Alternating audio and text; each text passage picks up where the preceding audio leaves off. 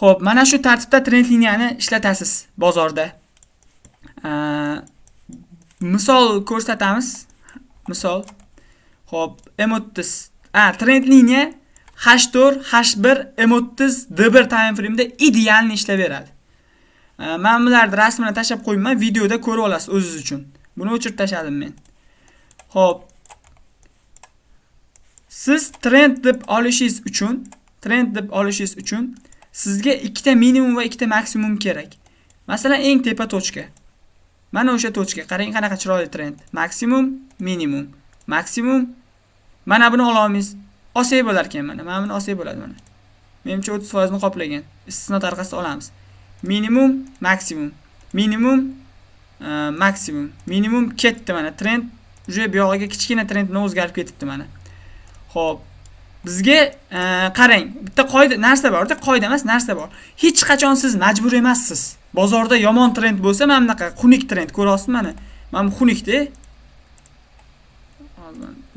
Mana xunuk trend mana. Bu yoqqa ketgan, mana bundoqqa ketganda, bu paytda mana bu trendda siz bozorga kirishga majbur emassiz. Kirmang, o'tkazib oling.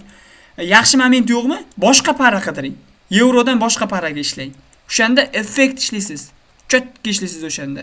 Xo'p, maksimum ham bitta bor. Mana minimum, mana maksimum, minimum, maksimum. Xo'p, minimum, maksimum, mana minimum. Xo'p, endi mana shu trend bor ekan mana. Siz birinchi navbatda mana bunaqa trend torta olasiz bu yerda. Mana shunaqa trend torta olasiz. Men bunga tegmagan-ku, tegmagan. Har doim tegib bermaydi. Xo'p, mana shu joyda endi qarang. Liniya ko'rinishiga o'tamiz, esingizda bo'lsin. Liniya, aytgancha. Trend liniyani doim liniya ko'rinishiga o'tib torting. Mana shunaqa ko'rinishda. Doim. Mana bunday tortib olamiz bitta. Bu yoqdan bitta mana bunaqasiga tortib olamiz mana. Mana ikkita to'qnashgan joyini ko'rdingizmi? Mana shu joy impuls harakatga misol bo'ladi dedim sizga boya. Mana shu yerga kelib tegdi, oqib ketdi mana shu yerdan. Juda kuchli impuls bilan ketdi mana. Siz mana shu joyini topishga majbur emassiz, lekin joyiga kelib qolsa mana shunda ishlaysiz. Xo'p, ungacha trendni aniqlashimiz kerak. Maksimum, minimum. Maksimum, minimum. Xo'p, mana bitta yana maksimum bor, hali buzib o'tmagan soxta maksimum. Xo'p, shuni chalg'imaylik, mana bunaqasiga olamiz. Maksimum, minimum, maksimum, minimum, maksimum, minimum, yana maksimum mana. Bizda trend tortayotganimizda doim maksimum minimumlardan tortib olamiz dedim. Mana maksimumdan bitta tortamiz. Mana bu ikkita maksimum tegmay qoladi-ku shu liniyangizga, birinchi mana bu liniyangizga. Ana o'sha holatda mana bu ikkita maksimumlardan mana bunaqasiga tortib olasiz. Ya'ni hozir ko'rsataman. Mana bu holatda bu ikkitasi tegmagan mana bu trend liniyaga. Ikkita tegmadimi? Sizda ikkita minimum bor, ikkita maksimum bor. Uni hisobiga qo'shimcha ravishda siz mana bunaqa qilib trend liniya tortib ola olasiz. Mana shunaqa. Mana shu skrypti trend liniya deyiladi. Skrypti trend liniya.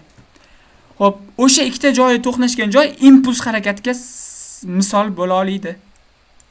Misol bo'la oladi mana shunaqa impuls harakatga. Xo'p, endi liniya ko'rinishiga o'tamiz-da. Mana bitta ham mana bunaqasiga trend tortib olamiz. Mana ko'rinib turibdi, bozor mana shundan iborat mana. Keyin mana to'g'rilab qo'yamiz. Xo'p, qani? Minimum, maksimum, minimum, maksimum. Xo'p, minimum, maksimum, minimum. Ko'rdingizmi mana shunaqa qilib aniqlaysiz mana. Chiroyli trend endi hosil bo'ldi. Xo'p, endi trend liniya buzib o'tilgan joy qaysi? Trend liniya mana bu buzib o'tilish bo'ladi mana.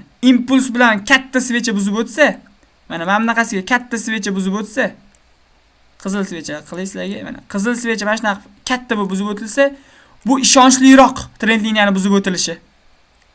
Ishonchliroq bo'ladi. Esingizdan chiqarmang. Kichkina svecha mana bunaqa zo'rg'a buzib o'tayotgan bo'lsa, bu nabarot ishonchsizroq bo'ladi. Shuni hisobga oling doim. Hop, trend liniyaga kelganda mana bitta M yasab berish kerak dedim sizga. Selga ketish uchun. Shunday liniyaga olaman. Mana bu M ni ko'ryapsizlarmi? Ketgan. Mana olib turing. İşte M yasab bergan mana kelgan. Mana bitta chiqdi. Tushdi. Mana W ga o'xshab ketadi, lekin chalg'imang. Siz selga ishlayapsiz. M qidiring, W emas. Keldi mana bitta M bitta yasadi oqib ketdi. Mana yana M yasab bergan. Ko'ryapsizmi? Trend liniya ustiga to'g'ri kelib qolyapti mana.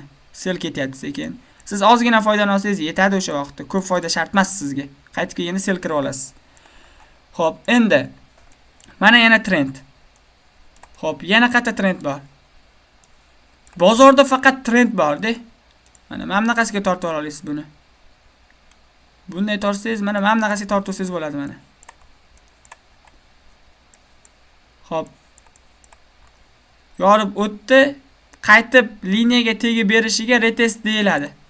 Siz mana shu qaytib retestga kelganda savdoga kirasiz doim. Savdoga kirasiz. Keldi chiqdi mana, pastga tushdi. Mana bu yerda M yasagan. Mana ko'rasizmi? Ketdi shu bilan M yasab, pastga qarab. Yana tepaga chiqdi, pastga ketdi. Mana bunday keldi, yorib o'tdi. Yorib o'tgandan keyin mana bu tochka, mana bu tochka. Mana shu tochka. Retest deyiladi mana, qaytib kelib tegib, mana shundan keyin trend o'zgarib ketgan. Xo'p, bu yerda uzoqdan mana istoriyaga qarasangiz, bu yerda SNR tochka bor. Hali mavzu o'tamiz, mana SNR urovень bor. Mana shu urovenьga kelganda retesti bor. Mana shu retestdan trend liniyani buzib o'tgandan keyin siz savdoga kirasiz. Buni kelajakda o'tamiz. Siz faqat mana bu trend liniyani tortishni o'rgansangiz bo'ldi. Mana shunaqa tartibda trendni tortib, har safar trend kelganda shu zonaga sellga kirib ketamiz. Mana bu yerda buyga ishlaymiz. Xo'p, mana bu yerda nima bo'ldi? Oxirgi minimal nuqta buzildi. Oxirgi minimal nuqta buzilgandan keyin trend liniya ham buzildi. Demak, bizda trend o'zgardi endi. Trend mana o'zgarganidan keyin sellga ishlab ketaveramiz. Mana shunaqa tartibda. Xo'p, mana bu yerda qanday aniqlaymiz desiz, kelajakda Fibonacci tortishni o'rgataman. Fibonacci. Maksimaldan minimalga Fibonacci tortasizda sizga zona aktiv bo'ladi. Mana shu aktiv zona evaziga siz ishlashni o'rganasiz hali. Mana bunda tortamiz. Ishlashni o'rganasiz.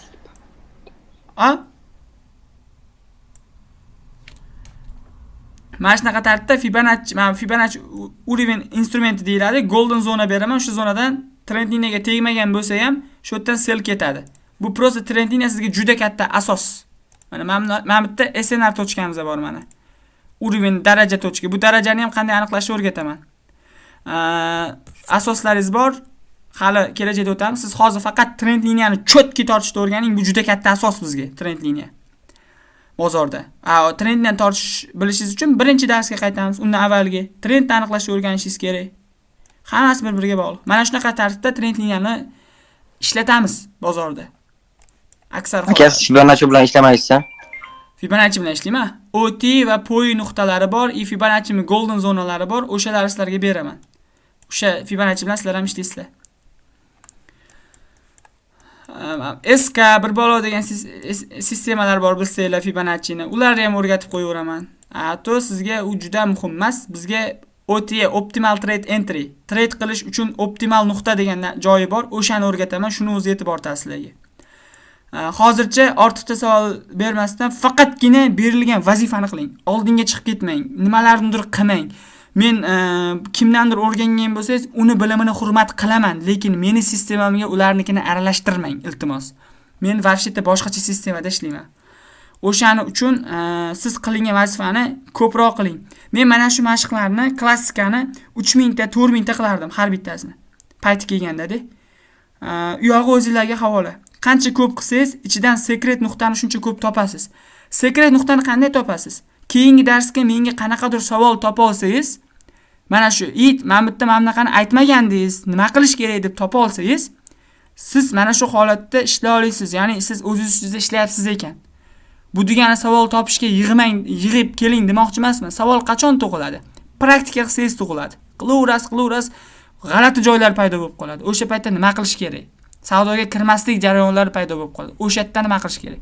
O'sha savollarga javob topasiz o'zingizda. Savol tug'iladi, men javob beraman. Ana shunday qilib o'sishni boshlaysiz. Xo'p, mana shu trend liniya bozorda sizga savdoga kirish tochkangizni aniqlab beradi. Darsni ko'rib chiqsangiz, qaytadan esingizdan chiqib ketgan bo'lsa, savdoga kirishni o'rganib olasiz. Xo'p, endi qarang. Nima degani savdoga kirish tochkasi? Strategiyamiz bor edi, esingizda bo'lsa. Xo'p, buni o'chiraman, boshqa time frame'da qo'llaymiz. H4 time frame. Xo'p, H4 time frame'da mana trend polni sell ekan. Mana shu yerda polni sell bo'lib kelgan ekan, mana qaytgan ko'rasizlar. Mana bu yerda buy bo'lgan. Xo'p, siz trendni aniqlaganingizdan keyin mana bunda tortib olamiz birinchi liniyamiz, mana. Xo'p, o'rtada mana bular tegmay qolgan. Shu holatda siz maksimal minimal belgilaysiz birinchi. Qarang. Maksimal, minimal, maksimal, minimal, maksimal, minimal, maksimal, minimal, maksimal, minimal. Mana o'sha keyin buzib o'tgan trend shu bilan upga o'zgargan. Mana bu yerdan